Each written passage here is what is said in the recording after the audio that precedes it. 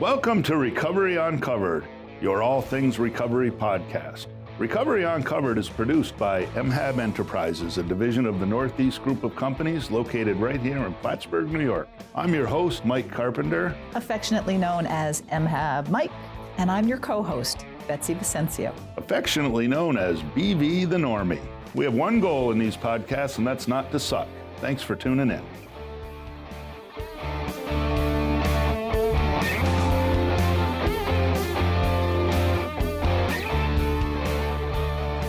Good morning, everybody. I'm Mike Carpenter, affectionately known as MHAB Mike. MHAB My Mike. sidekick, Betsy Vicencio. Good morning. How do I feel about you today? Are we good? I think we're good. I tell you what, Were you good to me yesterday? I was so good to you. You were on the cusp a couple of days ago of hating me again, but you've quickly I don't know back. what you did either. You pissed me off somehow, but I think we're good now. Welcome to another day in my life. I think we're back to good. So I think we've produced 9 of these. 5 of them are up. We hope you're enjoying the 5, a few more to come. We have one today that's a delicate subject, and although we have a lot of fun in this podcast and we laugh and we try to be informative, this is a serious issue and it's gut-wrenching. And our guest today is somebody that I've known for many, many years. He actually worked for the Northeast Group for a number of years, and I say this to still our staff that works for us. I say, nobody, bar none, is better than Ed Kirby at setting up a work line. And I go back to the days when we did the Pokemon things with that machine, and you set that up, and you have a knack for doing it better than anybody that I've ever worked with. And that's obviously not why we're here. Our guest today is Ed Kirby. And Ed Kirby, as I said, I've known for many, many years.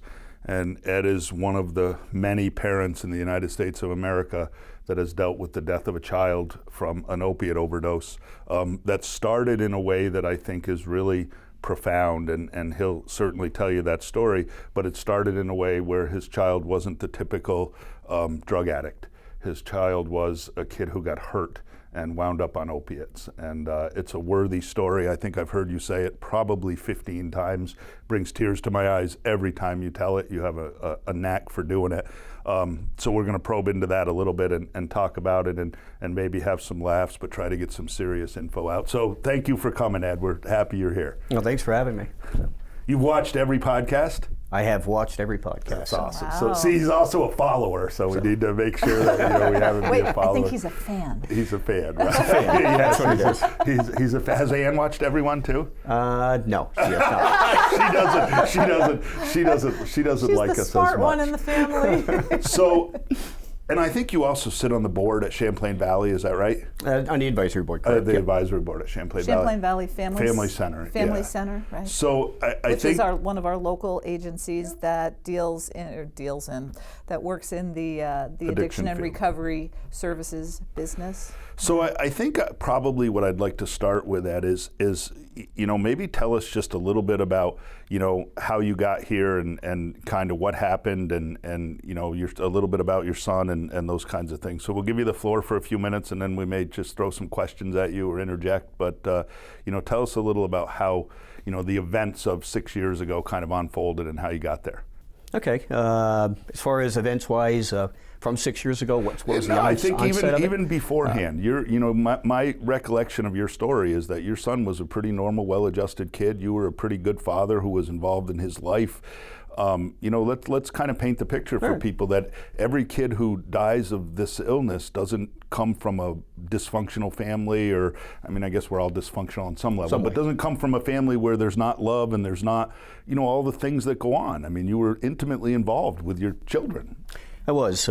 Kyle was, my boys, I wanted to give them the best I could, so I sent them to Seton. At that time, I felt Seton was the best school, private school for them.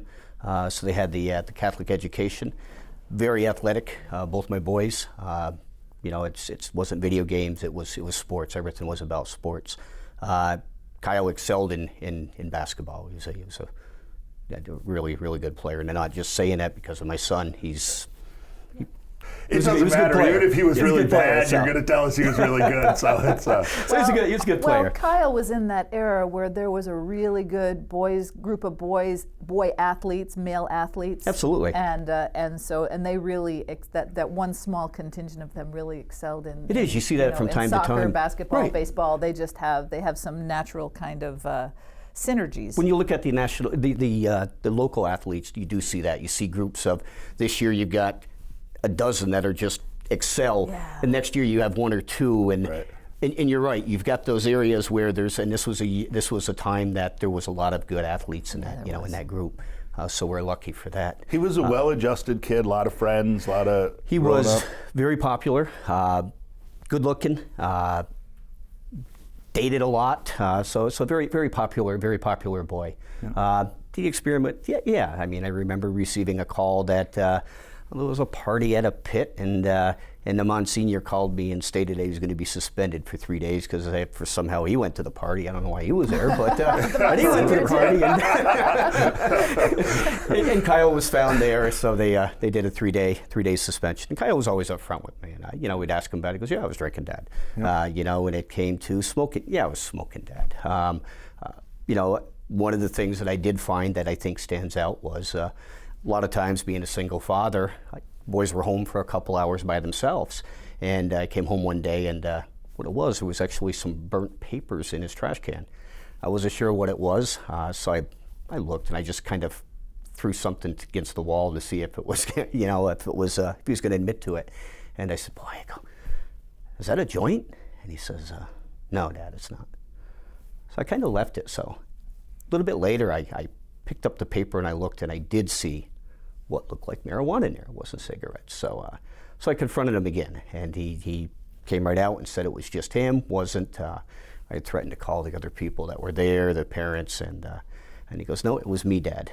So I actually, the next day, I made an appointment for him for a drug test, and I continued to do that randomly for, I don't know, quite a few months of just picking him up from school, not telling him, saying, "We're going for a drug test." And he kept telling me every time, "You're wasting your time, Dad." And I was. Every time I went, it was a negative. So I don't know if I scared him or if it was just, maybe it was the wrong thing to do. But for me, I just thought that if I kept knowing that I wasn't there, knowing I was randomly going to do this, there's repercussions if you did something, if you did do this, that I was on the right Kyle track. the younger of the two? Kyle's the younger of the two. The other one, what's the older boy's name? Neil. Neil, he never had a problem or did any of the stuff? No, Not he's any- never, smoked, drank a little bit, Yep, but like other we than all that, did no. in high school. But he's more into he's a bodybuilder actually, Yep. so he's out bodybuilding, doing whatever he does to his body that way. So from your story, and I get that you monitored Kyle and you were involved in his life and you did all those things. I think what you say is you talk about a cooking accident or something that happened to him Yes. when he in his mid-teens, right? So what was actually a little after teens. Graduated from high school, and I remember the day well. We were at DMV getting his license. He had to run home real quick, cook himself lunch before he went to work. I left. I went back to my office. I got a call that he was headed into the emergency room, that he sliced his fingers with cutting a bagel. That's really what it was. So I did. I went to CVPH, met him there, and it was more than a slice. He basically cut off 3 of his fingers, and they were there, but they were pretty nasty. Wow.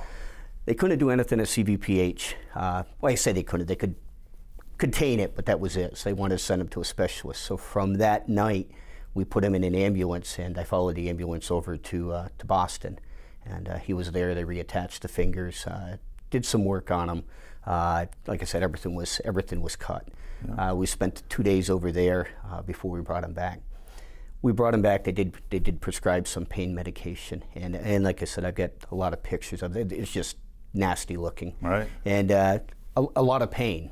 Mm-hmm. He had a lot of pain. So even once it healed, there was times where we were going back and forth to Boston for follow-ups, and supposed to be no stitches in there. He'd pull stitches out, and he'd say, "This is bothering me," and so there was a lot there, a lot of pain. And did he regain the use of his hand? Was it for the most part? He had a little bit of a mobility issue with them. They might not bend as much as they did, but he did have the feelings in that. So everything did come back. but a tremendous amount of pain. So he constantly talked about, and he wasn't one that complained about. As an athlete, I've seen twisted ankles. I've seen ankles that he shouldn't be playing on, and he's just like, "Oh, wrap it, Dad, it'll be fine." So the pain level was quite high. So for him to complain about it, it wasn't a, "Dad, my finger hurts." It was like, I'm in some serious distress. It was something serious. So it was a constant complaint, and we did a lot of follow-ups in that. But the big thing was he was always on that pain medication. Were they prescribing him oxy? Is that what it was? Or yeah, they were right out of the gate. From right when he out went of the gate. right there and prescribed him. So I assume in the early days with pain meds, he was taking them as prescribed, doing what he was supposed to do. Like, his hand hurt, so he was taking pain medication. Is that right? Correct. Did you look at other avenues back at that time? And this is kind of an off-the-wall comment. I don't think I've ever talked to you about it. At other avenues of pain meds, or were you at that point did you not have enough knowledge of it so you weren't worried about it? Doctors prescribe it, must be safe. My kid's fine. I was blind to it. No, absolutely not. I didn't take a second look. When we talk about dependencies and that, it was something that I had never experienced. Right. The thought of this could actually lead to a dependency was the farthest thing from my mind. Yeah.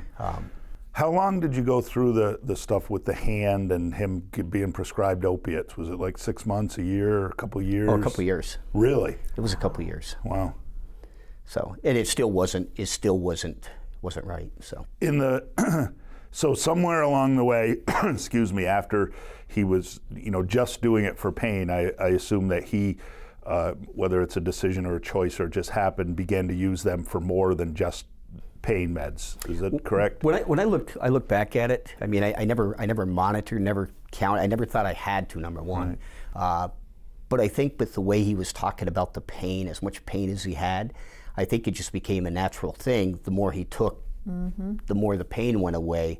So I think he just naturally fed into a larger prescription than what he was actually. Exactly. He grew a tolerance for the pain meds, and I think it's interesting because my question is, at no point the doctors along the way said, "So listen, we should be talking about this." There was never a conversation, at least to me. But Kyle was over the age of 21, so I wouldn't. Even though every time we went into a doctor, he said, "You can talk to my dad about everything," and I freely spoke with the doctor. That never came up. But there might have been a discussion that he had with the doctor that was never relayed to me. I don't know that. So at some point, I'm assuming that the doctors decided that they were going to start weaning him off the pain meds or stop giving.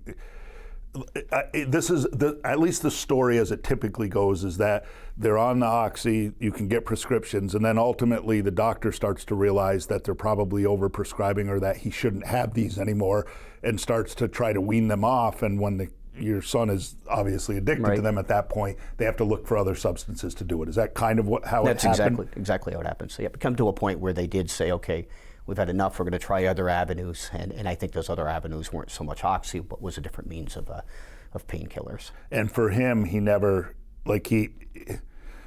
so I'm just trying to envision in his mind, he was going, "Okay, I'm doing something different, but this isn't giving me the same feeling that I got from oxy, so I need to figure out a way to get oxy." Correct. And probably, if I'm reading between the lines, he started buying oxy on the street when he could get it first before he switched to heroin or other opiates. Correct. Is that right? Yes. So just lead us down the path of kind of how that progressed into actual addiction and heroin addiction for him. It was actually pretty rapid. It wasn't something that was everything that I've done for research or read stories or that, you kind of progress slowly into it. His seemed to be quite rapid. It was like a light switch. It was an overnight type thing. I felt, and just it was a lot more. His behaviors had changed, and when I say rapid, we're talking within a month. I saw a huge difference of. He wasn't Kyle. Right. He just wasn't. He wasn't the boy that when you say he wasn't Kyle, Ed, can you pinpoint any? And you don't have to answer this. No, it's okay. Can you pinpoint anything that was a direct change? Like, this is how he used to be, and this is what I saw. Is there like 2 or 3 things that were? First one, no motivation. He had complete lack of motivation. Conversation-wise, he kind of retracted. He was very open, talked a lot. Stopped that. Would talk when spoken to, and pretty much that's about it. with me anyway. And probably the biggest one I noticed was just a constant tired, just always falling asleep, getting in the car, back out of the driveway, and by the time I'm at the end of the driveway, he's out. I mean, so there were some things that just wasn't him that I noticed. Those are from a kid that was an athlete, all of that stuff. Correct. Did you notice a pullback from friendships and stuff like that? Did he begin to isolate some from the people that he used to hang out with? Or he did. He went to select friends. So it wasn't. He had a graduating class in Seton that all the people that he graduated with are very they're well off now. They're in great positions. They they have just incredible careers. Yeah. One of Kyle's regrets from that, and maybe it was one of the reasons why he pulled back from these. All of his friends, he wasn't where they at the level that they were at. So that was a concern of his, and that's something that he'd expressed to me a few times. And maybe that was the reason from pulling back from them. It was more of a, I don't want to say jealousy, but he felt that he didn't live up to what everybody else was doing. They had gone off to college. Many of them had gone off to college and then kind of launched. Correct. And so I can feel this. So right? yes, I can feel this experience that he must be having. He didn't kind of go the same trajectory that his peer group went. He then suffered this huge injury. Correct. And and there are people that I think that first opiate that they takes them to a completely different place. Your daughter, Betsy's daughter, obviously, right. is in recovery and battled opiate addiction, and Betsy's responsible for that. But we Again, I need to get that in at every podcast. Appreciate but that. it is funny that one of the things that Bridget has said to me over time was that same kind of feeling. Like all of my friends kind of went on with their life, and I didn't. So I pulled away from them because I felt less than. And I think that's a profound point, because there's so much pressure on kids and young adults today, and with social media and everything, it's so easy to see how that becomes a problem. And I believe one of Kyle's best friends, or his best friend, is the DA's Andy Wiley's son. Is that correct? Yep. Who came home, I think, for the funeral and spoke. Yep. And we're probably going to get to that. So he was around good kids from good families. He was, he was living this life of a normal kid. Right. So in that month, we get into this, heavy addiction, and just, I think at this point, I'd really like to sit over here quietly and you walk us through that whole thing that happened up until the night that Kyle died, because it's a pretty profound statement. So I give you the floor to kind of walk us through that whole next period of time. Once we started seeing that, we started seeing him. I started seeing him pull back. Absent, when I say absent, not accounting for his time. And it's not like I watched his time, but at the same time, wasn't living with me, he was living on his own. But I'd call him to dinner. He'd come to dinner, I'll be there, Dad, and hour, 2 hours later or something. So there was a lot of things that wasn't Kyle. With that, he was actually working for me. He went and worked for somebody else. When he worked for that particular person, person's a good friend of mine, called me and said, Kyle's been taking some money from the till. So there was just some things that was not Kyle. He was a very, very honest person up to that point in time. I started getting a little more, and again, I've never dealt with it. I've never had to deal with addiction. Most parents, I just didn't. To be honest, I really, and I say it when I speak, I did not think it could happen to somebody. I did everything I possibly could to give Kyle the best life, and I didn't understand why this was taking place. Because now I'm dealing with some crime, I'm dealing with addiction, I'm dealing with him lying, which is stuff that he did not do, and I really didn't think. Which is soul crushing to a parent when you've had such a close relationship with Exactly. your child growing up. You went from this really kind of magical upbringing to this place where you're completely you're lost. You are. In a very short period of time. Sure. That's Quickly. the other piece. It's not, I think that your statement is pretty profound. For somebody like me, Ed, I was pretty screwed up from a young age. So by the time I got to actually change in my life, there was a lengthy period of time that my parents had gone through. For you, it is really quickly. You go from this injury that they're taking care of to, the kid's a full-blown addict, stealing, like crazy how quickly that, it devolves. From there, he ended up losing his place of residence, apartment. So he took up in a hotel, and that's what he was doing. Him and two other guys were living out of a hotel on a daily basis, paying a daily fee to a hotel bill. You know, and there's times where I tried to talk him out of, you know, it's Kyle, I've got a duplex. Come on home. We'll put you up there. No, he was pretty much settled in the hotel. He knew at home I was going to monitor it a little Sure. bit. Sure. Again, it was just I probably added to some of that. You know, Dad, we're going to get kicked out. I'd give him money to pay for the hotel instead of going in myself. I learned rather quickly that stopped when he said he needed something. I went and got it for him versus giving him the money for it. But I didn't know. You know, I kind of still That's still my baby. You know, at that time that was my baby. He needs the money. He's not going to lie to me. He needs the money so he can stay in the hotel. You know, I'd rather have him come home, but he's stubborn. He's not going to.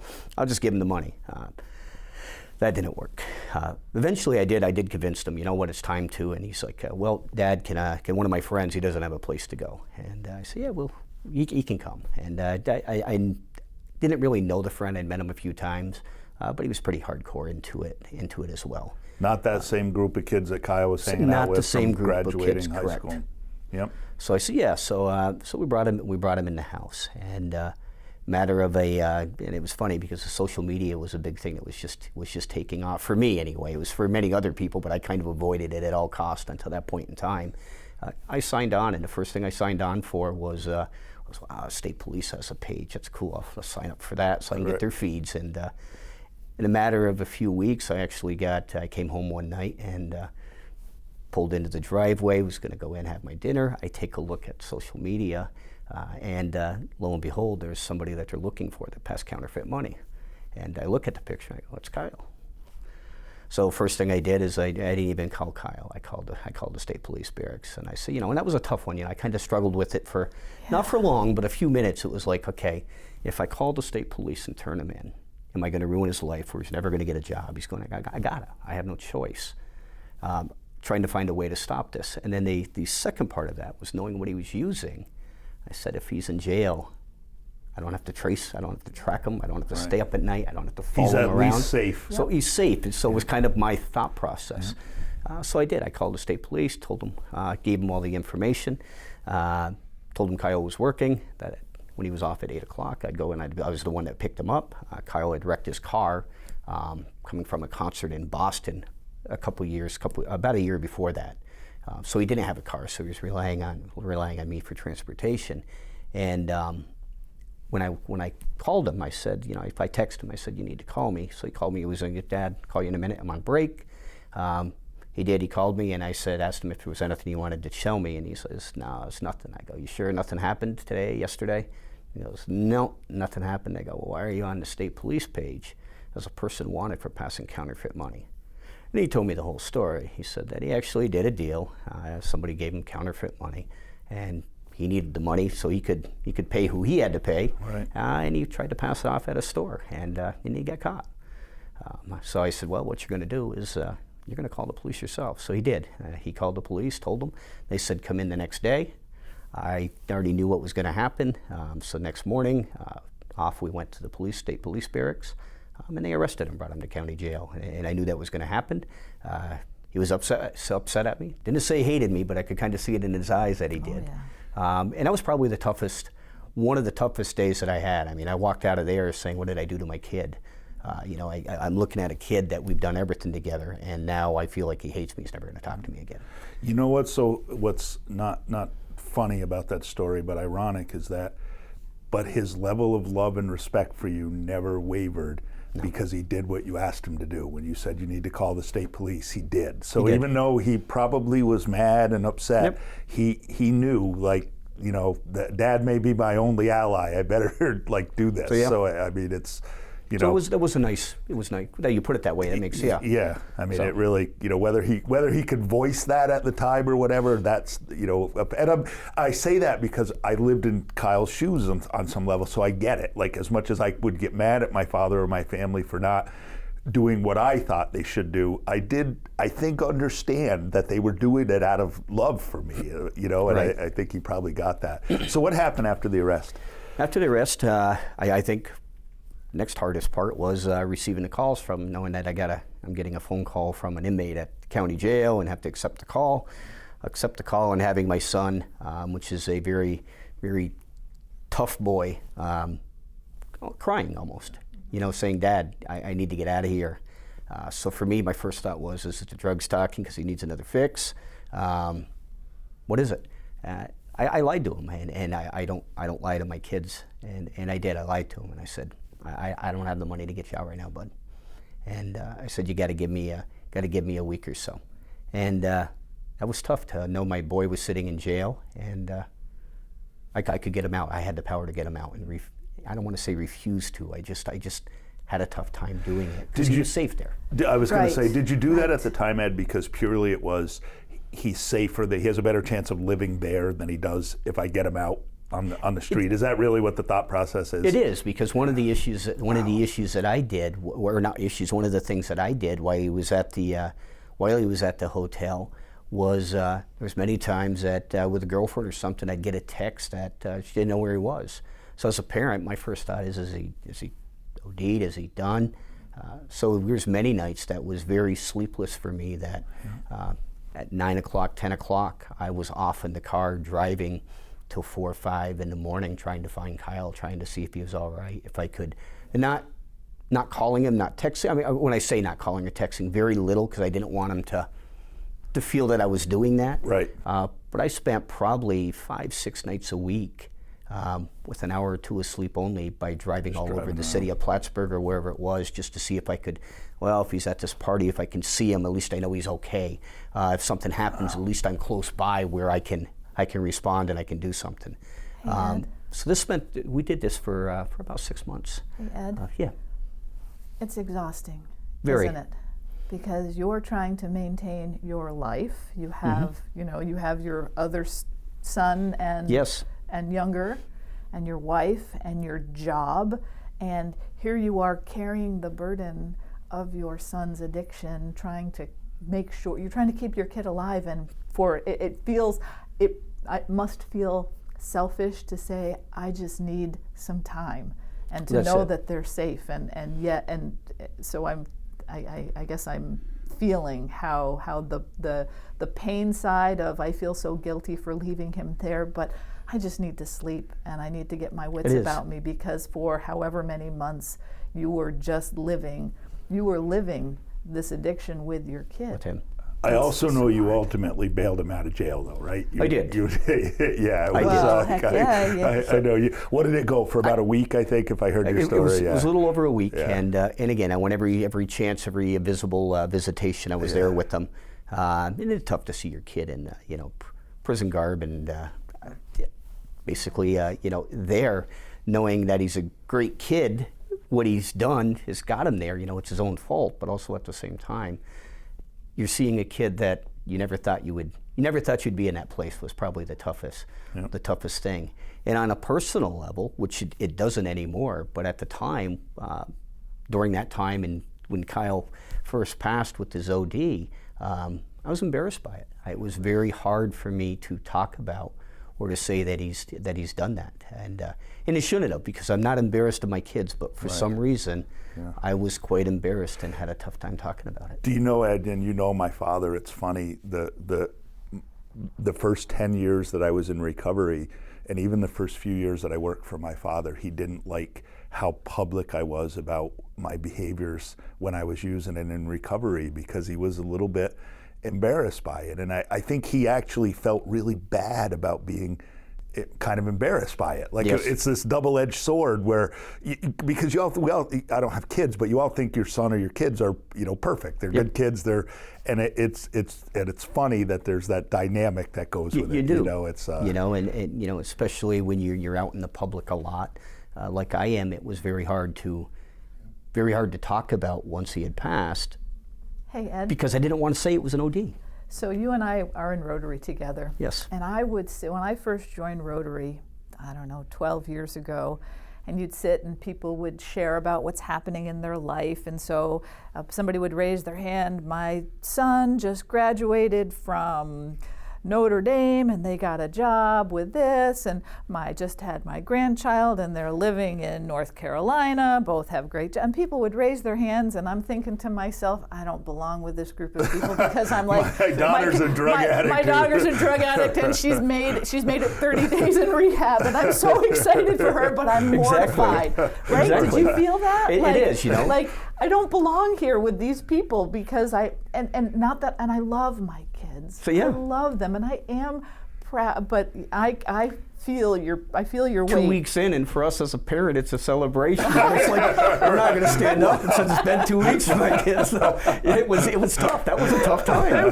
That was tough. That's great. The little victories really do mean something when you're raised. Yeah, I'm sorry they were for huge. that. And I want to comment, just from that moment of carrying that shame, which we have carried, to be where you are here, kind of saying this is what's happened and this is what it is. It allows others to come out of their own darkness, because you carried that alone. You and Ann, your family carried that alone, and that's just a really hard and lonely place to be. When we thank break you. this, and one of the things you and I have been adamant about together in this whole journey since Kyle died is this whole stigma piece. When we knock the walls of stigma down, we are doing so much for society. Forget about anything else, we are just doing it, and you've been such an advocate for that. So did you feel at the time that you didn't have a lot of resources or anywhere to go, or did you go anywhere, or were you kind of just doing this alone? I was doing this alone, but I did reach out to quite a few places, and one of the things have changed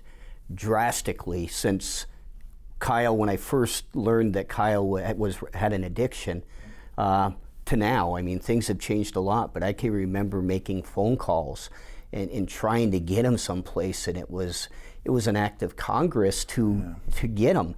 And the problem with that, and you guys know this, but the window when somebody wants help is very small. Yes, it is. And when Kyle would come into work when he was working for me and say, "Dad, I don't want to live this way," my first thought was, okay, suicide. What are we talking here? I don't want to live this way. I want some help. Right. When he wanted to help, by the time I found something, it was already done. No, you know what, Dad? I got it. Don't worry about it. I'm feeling better now. I'm not in crisis. It's okay, Dad. So I don't just. The crisis had passed, and that's a very, very short window. And at the time, and again, I haven't reached out for, but I know from my research that it's much better than what it used to be. Yep. I couldn't find anything for him. That was, when I say that I could afford. There was some things that were just outrageous. It's like, I can't. I don't have the resources to put you there.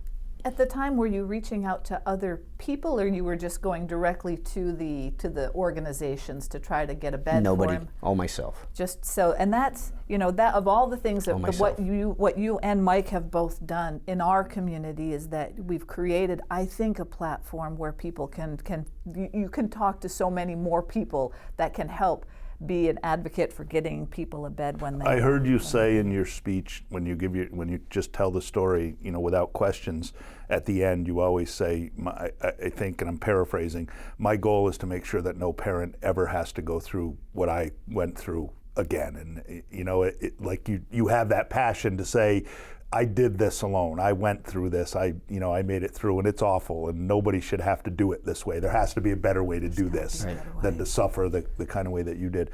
So the most gut-wrenching part of your story for me, and I'll ask you to tell it, is the part about the day and the couple days that happened when Kyle OD'd. So go ahead and walk us through what kind of happened.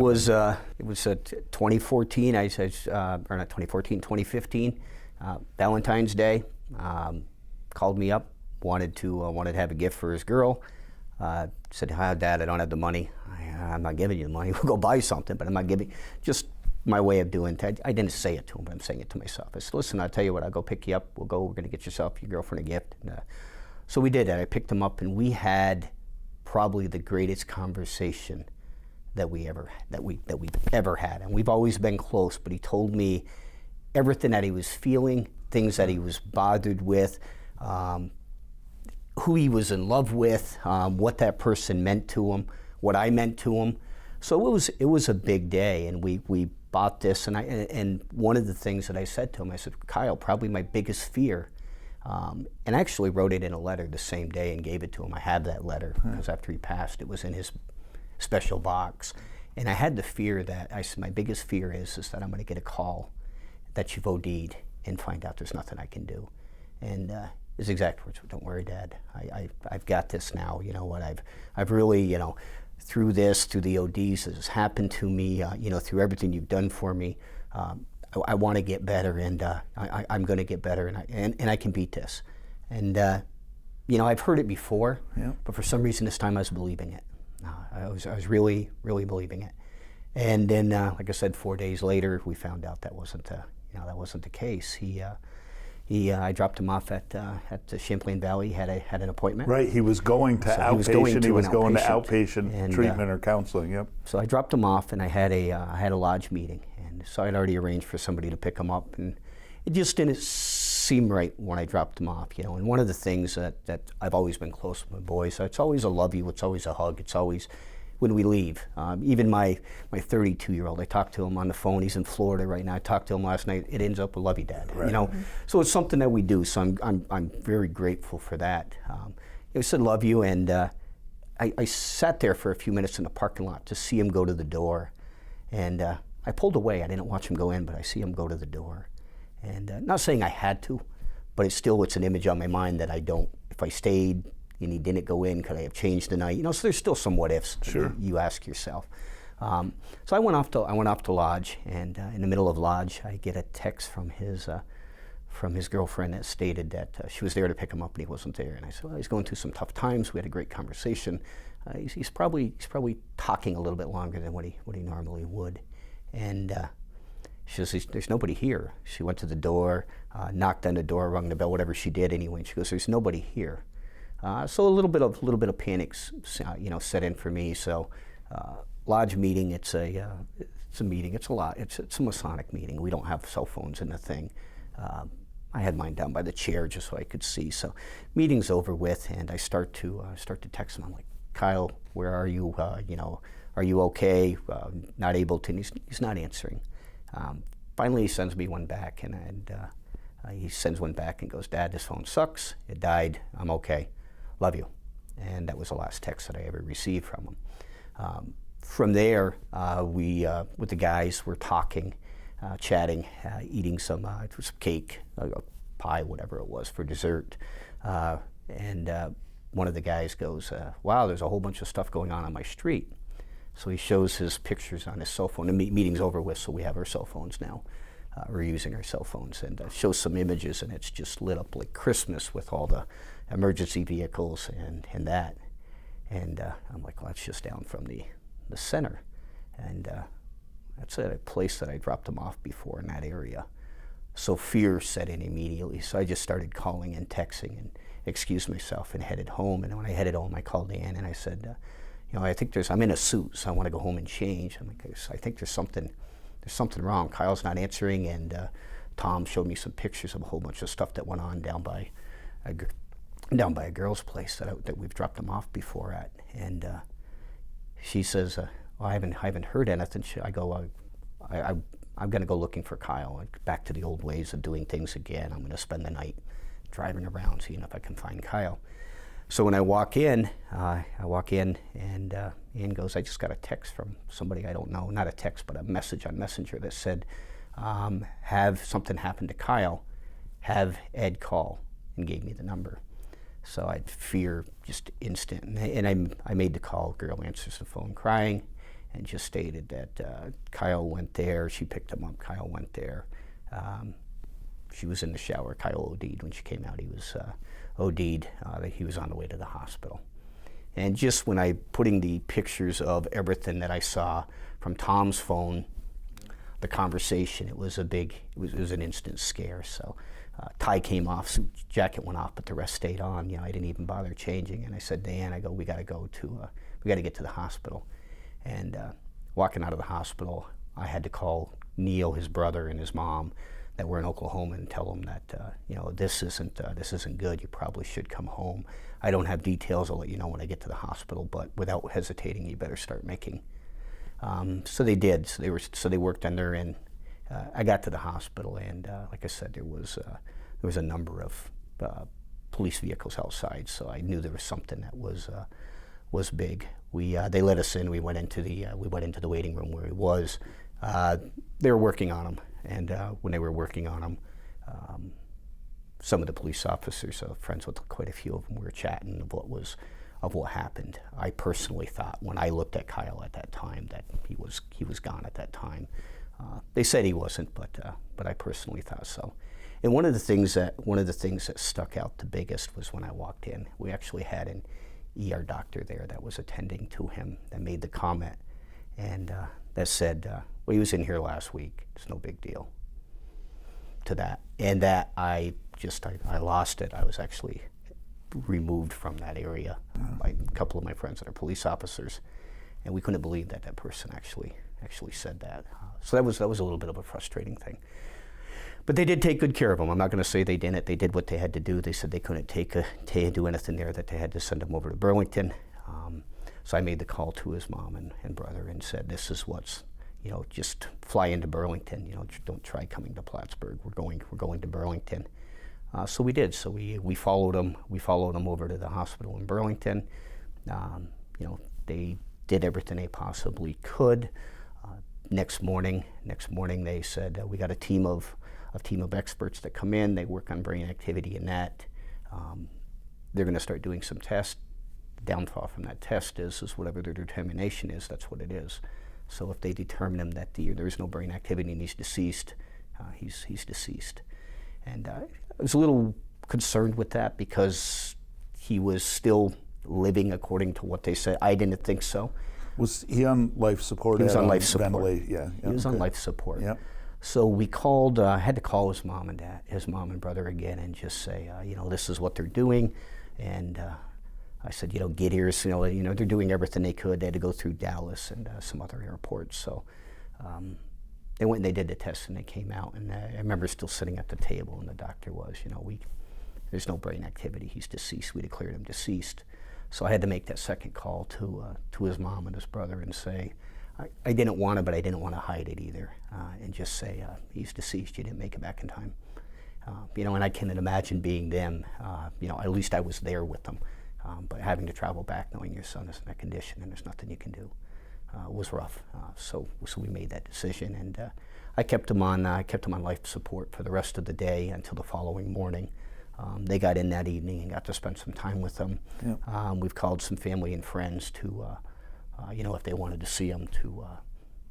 He was still on life support. His chest was still moving. There was a lot of things, and so we called, and everybody that wanted to see him or could see him, got there, got to see him one more time while he was still on. And then the next morning, I made the decision to pull the life support, and he had passed at that time. Probably the hardest decision you ever. It was a tough one, and you still question whether or not you did the right thing. I asked that everybody that saw him. The one thing that I wanted to do, I wanted to be the last person to see him before we pulled the life support. And when I went in, he actually had his. It was very strange. I put my hand on his shoulder and was having a conversation, one-sided conversation, but it was a conversation with him. And while I was doing that, he actually took his hand and put it over on mine. Wow. And the doctors just stated that was just normal. It was just activity that wasn't in response to me touching him. Right. But I still wonder at this point in time, sure, was that a response? Ann was in there with me when you saw this, and it was just one of those things. And who cares what the doctors say, Ed? If for you it was a response from him, that's all that matters. So it was, but I think you question afterwards. Sure. I made this decision, and I've got my hand on his shoulder, and he actually takes his hand and puts it on me, and. Should I not have done it? Should I have not? And I still live with that. I still live with that. How much, how much guilt do you, live with today from that kind of stuff? Because it sounds as I'm talking to you today, and I've heard you a lot of times, like, dealing with your own stuff afterwards in the ensuing years had to just be as difficult as anything I can imagine going through. It is. I've learned to accept that there's nothing that I could do. Yeah. I say I learned to accept that. You work on accepting it. I'm working on it, but there's some tough things there because there's some other things, it's kind of the armchair quarterback on a Monday morning. Sure. You sit there and say, well, they could have did this. It's easy to look back and say you could have done some things. I think I did everything.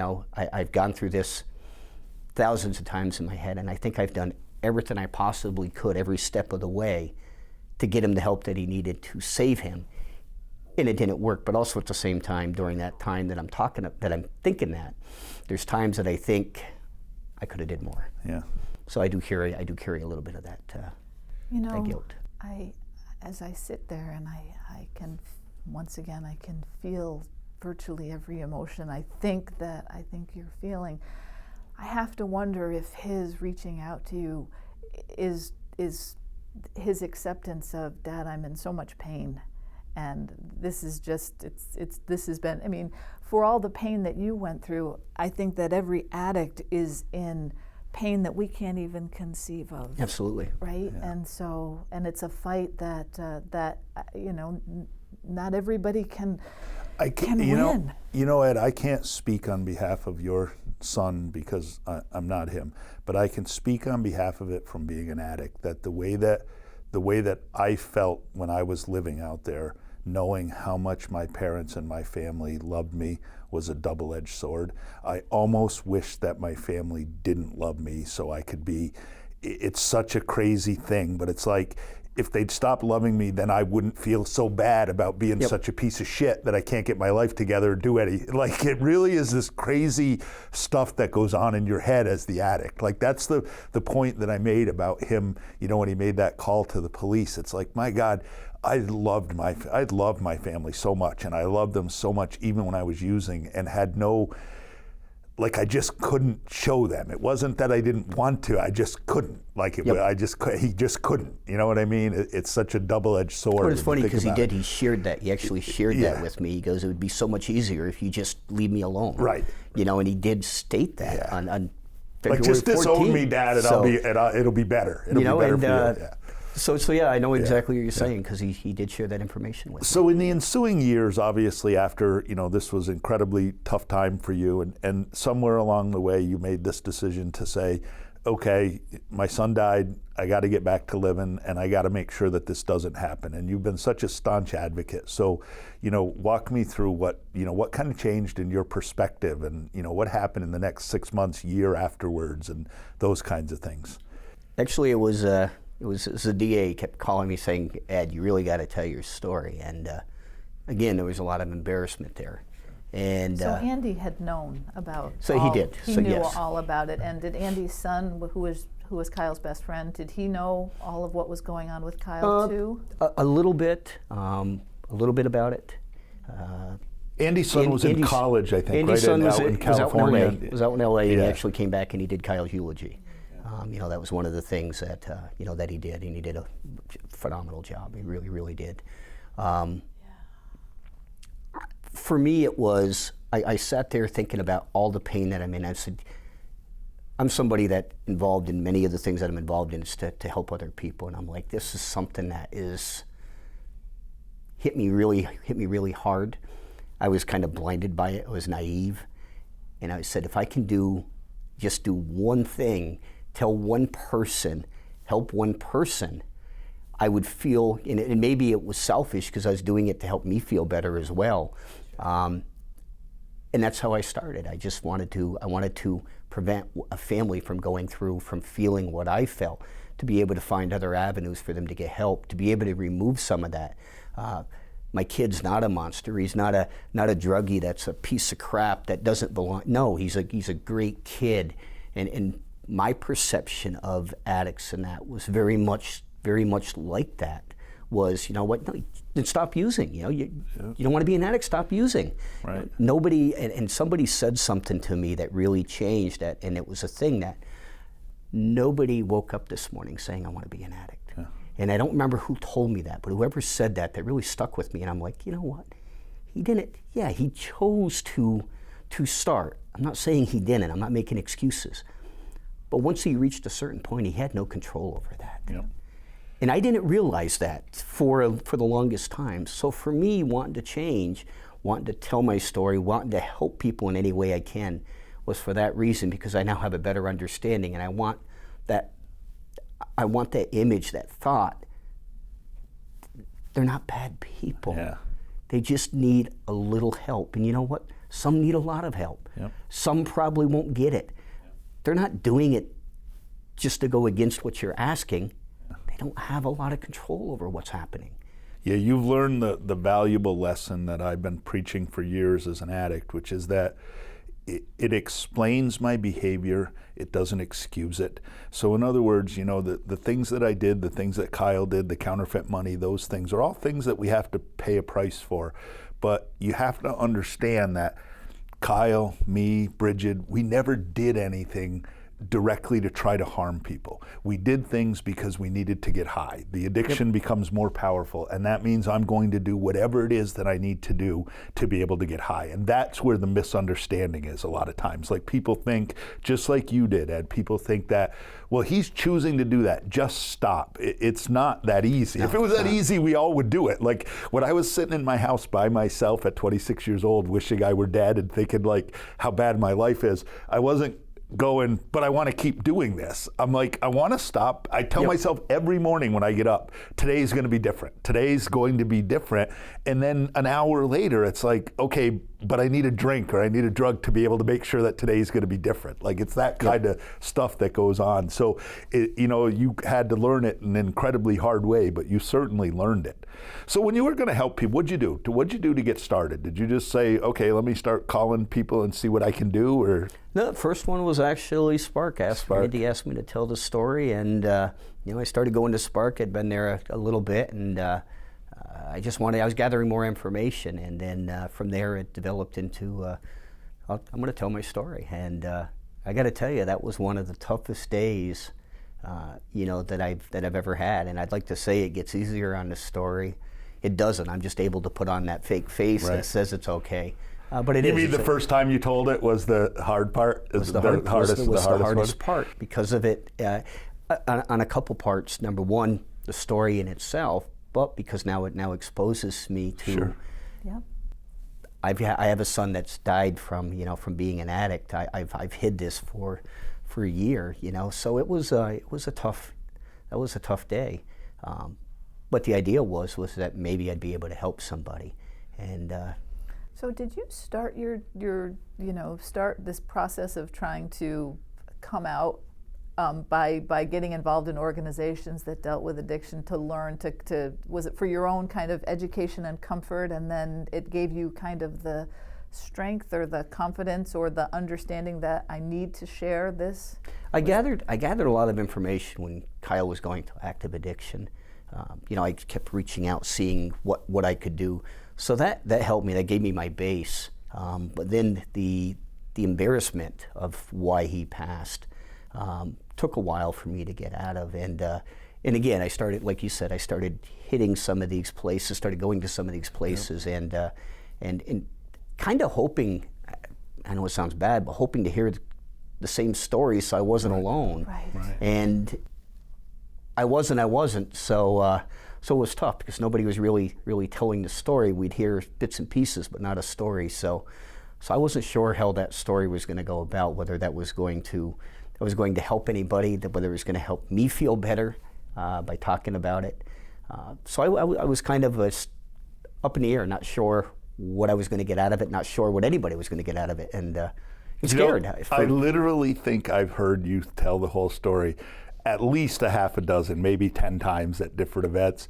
And your wife sits in the back and I sit in the back and we watch each other because almost at that same moment, she'll look at me crying and my eyes will be watering. And I'm like, Jesus, I've heard this story 10 times. Why do I still get affected by it? Like, it shouldn't, it should be okay. But I do want to comment funny. that Kyle's funeral was a defining moment for Bridget and I. Bridget had come from Maine, where she had been just a couple of years in recovery, and so I had lived so much of what you were, and we were somewhat on this recovery journey, albeit still pretty new, and it was pretty delicate, and I think Bridget knew a lot more of what was going on with Kyle. I didn't. I was really kind of following your lead, and you had this kind of strong, and this was an accident, and you had this really strong persona, and Bridget was there.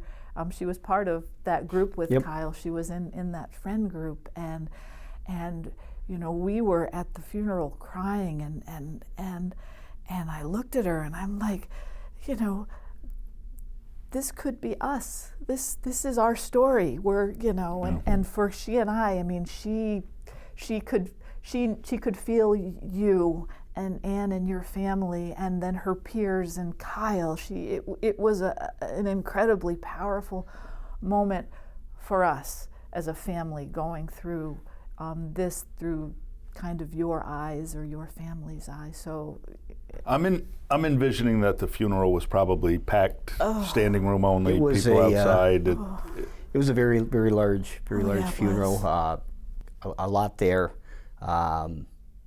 I did the first reading. I wanted to. I knew it was going to be a tough one, but I wanted to.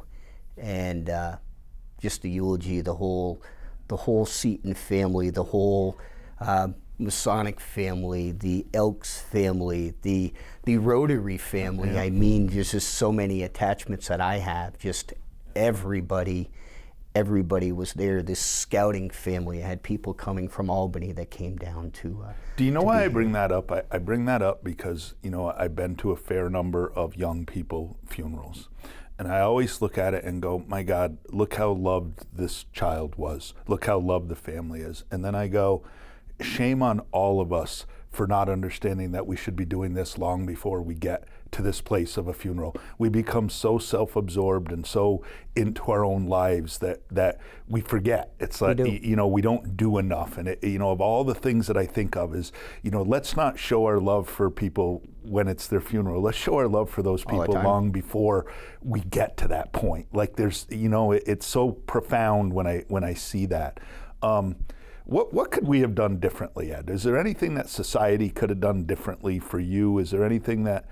I think what we're doing now is really the right direction. At the time, you would ask me 6 years ago when Kyle passed, there was a lot that could have been done.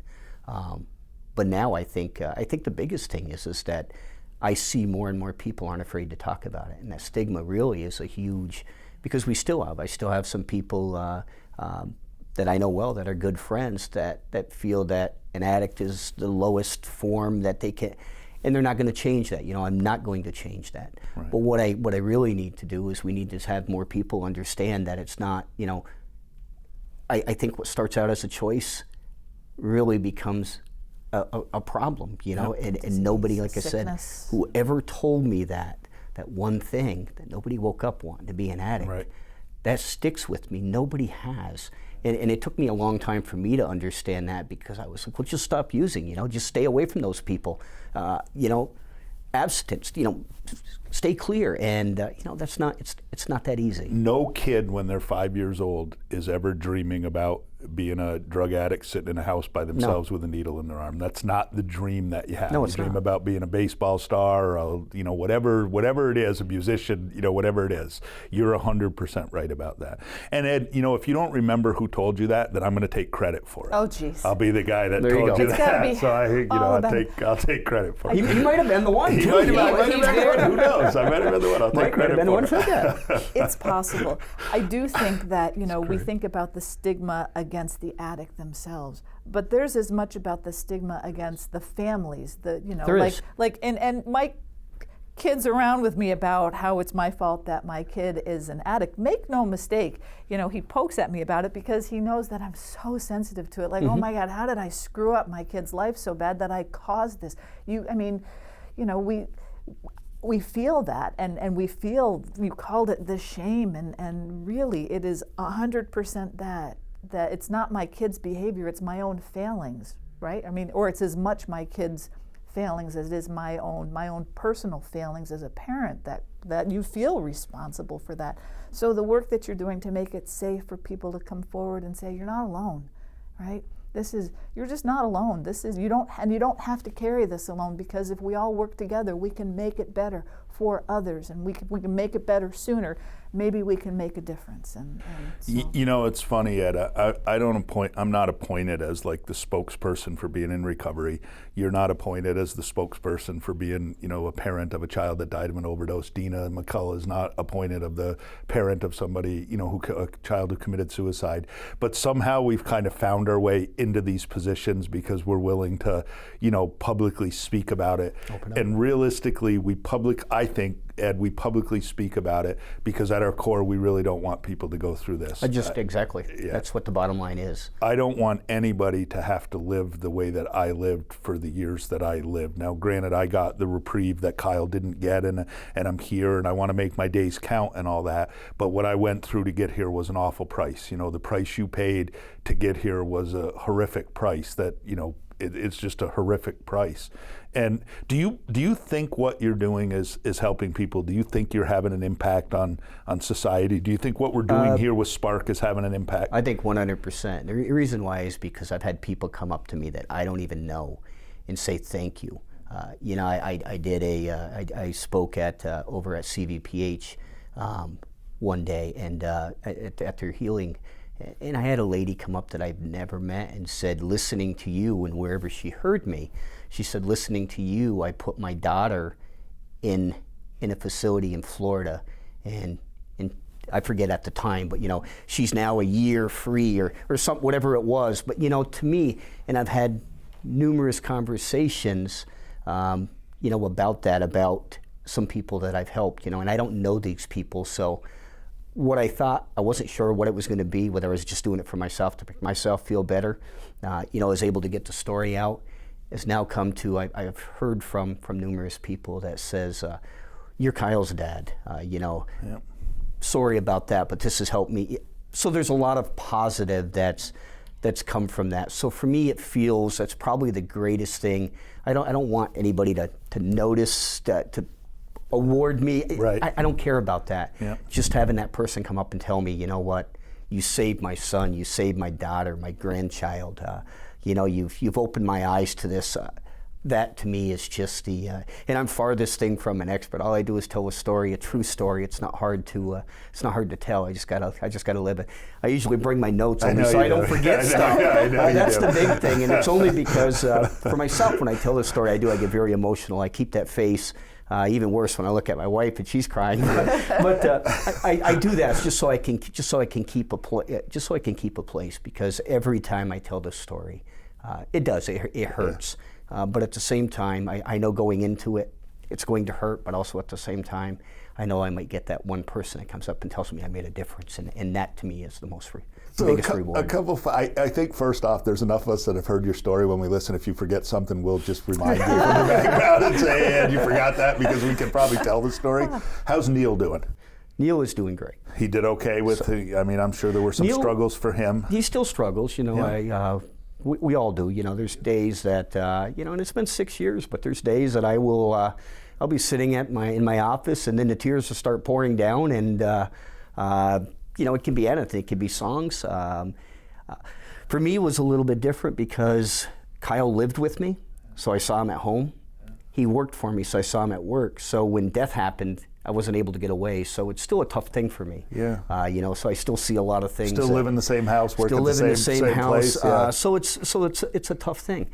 Where other people are able to get away, they can go to work. I'm a workaholic. I like to work, and I'll go to, but Kyle's there. You right. know, so you don't get away from it. You don't get away from it there. But with that being said, I think we all have our days. I know Neil posted something the other night listening to a song. You know, really miss you, little bro. Doing well, but also at the same time, it's one of those things that I don't think. I know they say that time heals. I'm not 100% convinced that's the that's the truth when you lose somebody as close to you as that. I think what time does is it probably allows us to live and function a little more normally, but I'm not sure. You know, I hate when people say, "Oh, put closure on these things" or whatever. I'm not sure that that's ever the case. I think we just learn to function and live with it, and I'm not sure that we want to put closure on these things. I think that being able to, you know, you don't want to live in like morbid reflection all the time. No, but exactly. I think being able to talk about it with people is great. Like that's how you don't live in this shadow of, you know, crying by myself or feeling bad. Like You don't have to carry it alone. That was the right? biggest healing piece for Yeah. me, is being able to talk about it. I took a tragedy, and that's never going to change because that's what happened. But I took that tragedy, and I'm able to save some other people, or able to help some other people, and at the same time, like you said, I'm able to talk about it. I'm not keeping it in. So I think talking about it is probably the biggest piece that's for me that's helped me heal. I think so. So what did Kyle want to be when he grew up, when he was younger? What would Kyle be today if he were still with us, do you think? Kyle was one of the things that he loved to do. He loved to cook. I'm not saying that he would be a cook, but he did have a dream. He did have a dream that he wanted to. He wanted Dad to finance it, but he wanted to. Of course he did. Ed, my dad's financed my whole life here. I mean, I get that. And, it was. I miss those conversations. Right. Hey, Dad, you know what? We could do this, and we could look for this. And he wanted to cook, so he was looking at a little restaurant that was a specialty restaurant, and only one type thing, not one that had. That had steaks and lobster. That he said in one of his simplest, one of his last conversations that we had of his dreams was of a little place like a hot dog stand, but doing only meatballs, all different types of meatballs. And he said just a specialty, meatballs only. I love we don't do burgers, we don't do hot dogs, we do just just meatballs. And I hope that you never lose that story, and I hope that memory sticks with you forever, because those are the cool things. And I've heard your story so many times, and you told it again today, but part of the reason why we do this is to be able to pick and probe and ask some questions for things that you wouldn't necessarily know. Like that piece about, we wanted to own a small restaurant that was a specialty thing is just cool, and I'm sad that I won't get to try that, or right. we don't get to see that. But any closing thoughts, anything you want people to know, anything you'd like to say to the hopefully thousands of people who watch our podcast? I think the biggest thing is there's hope from everybody, whether it being the person that's going through addiction to the parent. There's help out there. You just gotta, for me, I was trying to handle it myself, and it's not the way to go. You have to reach out to so many people in this community. This is an awesome community that really has rallied behind the people that are going through addiction. There's so much help out there, and it's just a matter of knowing where to look or asking somebody. Don't keep it in. Just get it out there. Somebody will help you. Somebody will steer you. Not saying they're going to fix it, because you got to do that on your own, but at least they can give you the right direction. So we have done some great stuff in this community collectively.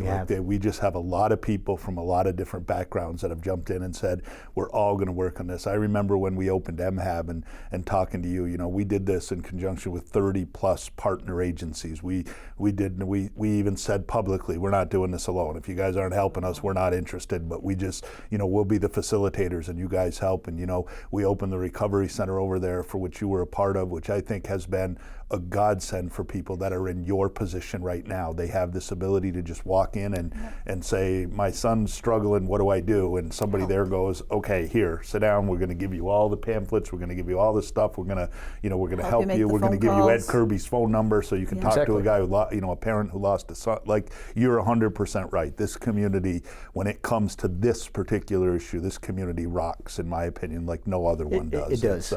We have a great group of people here. But I think the bright part of that is that this community is getting recognition in other communities, because we're a community that cares, a community that's helping.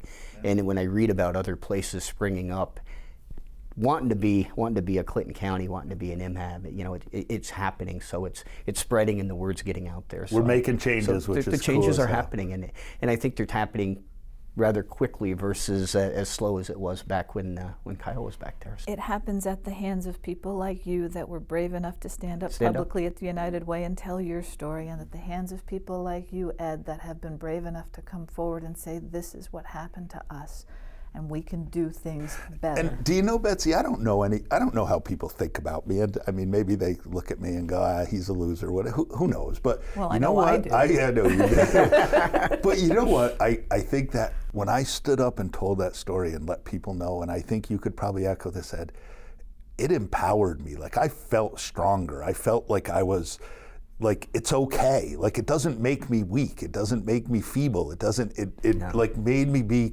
like, it's okay to do this. Can I tell you something? Do you know that I remember that morning that that you came to the United Way breakfast and you were speaking, and you walked in and you looked at me and you go, I'm telling my story today. And I said, you're what?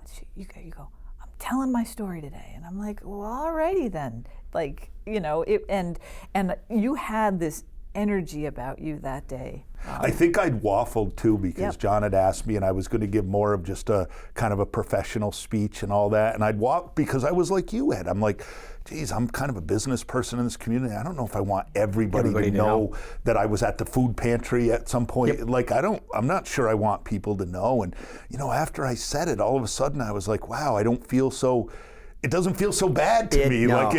Like it's okay. There's a big weight that's lifted once you tell that story. Yeah, that's a great You're way lighter. to put it. Other people Yeah. that know what you've been through and what you have to say. I mean, you just, I don't know, I just felt, like you said, that feeling was just so much, scared as hell to do it. Yep, absolutely. But then once it was done, it was like, this is great. I should have did this a long time ago. Well, I want to tell you, Ed, I was excited when we have this kind of list of stuff and we talk about the people that we want to have here. And you obviously were on the list from the beginning, and I was excited last week when we decided that let's have Ed come in. It's time to have you come in. I thought you would be a great guest, and so I want to say thank you for coming, and I really do appreciate it. And you know, there's help out there. If you're watching this and you're hearing this story, trust me when I tell you there's plenty of help out there, and I'm so thankful that people like you are involved in this this movement that we have going on that, you know, hopefully is going to make this community better. And if you watch this podcast and you have dry eyes for the whole thing, I think you need to check yourself and figure out what's wrong, because I literally get teared up when you tell the story of that day and those couple days with your family coming from Oklahoma, and it's hard not to when you hear that. And I think Betsy said it best, Ed. I almost feel it. Like, I can't be in your shoes, but I can feel it. Like, I can feel the pain. So thank you for coming. That is do you have anything you want to add, closing words? We love you, Ed. We love you and your family, and so grateful that you're part of this community for all the things that you've done and things that you never thought you could do. You and Kyle have made a difference in this community. So not to mention that you and Ann come at Thanksgiving, and you're like the best kitchen help we have at MHAB. My God, you're Helping like us out. we don't need anybody else. If we have Ed and Ed Kirby, we are covered. They're like just superstars. So don't quit coming on Thanksgiving. We need you. That's a great thing. You know, we just love to help. You know, and it's not just me. I'm just a small piece of that puzzle. That it's just everybody, you guys doing what you're doing. You know, and I think keeping addiction front and center is really what we have to go. It's nothing to be embarrassed about. Nothing you know? at all. It's something hard that as it is. we can get through. We will never Together. let this stop. We will. All of us that are involved will keep doing this. So, thanks for coming. Hey. We're gonna wrap up. Oh, are you going to do? You got to do. Your Oh, what do I got? I shirt. You couldn't gotta do wear your- anything, so yes, I wear a new sweat. I couldn't do anything too caustic because this was a serious one. So Yeah, this was Ed. this one and, you know, says, we're honor to Ed. this is kind of in COVID hell right now that we're living. So this one says, if you can read, my invisibility cloak isn't working. If you can read this. My invisibility cloak isn't working. So this is designed to keep you COVID distance from me. You're too damn close to me, Betsy. We're not socially Trying to get away for years. It's For the that love of far God, away. why do I have to sit on this side? So I'm excited about this one. We think it was a great podcast, and thank you all for watching. COVID out. COVID out. Thanks, Ed. We're good.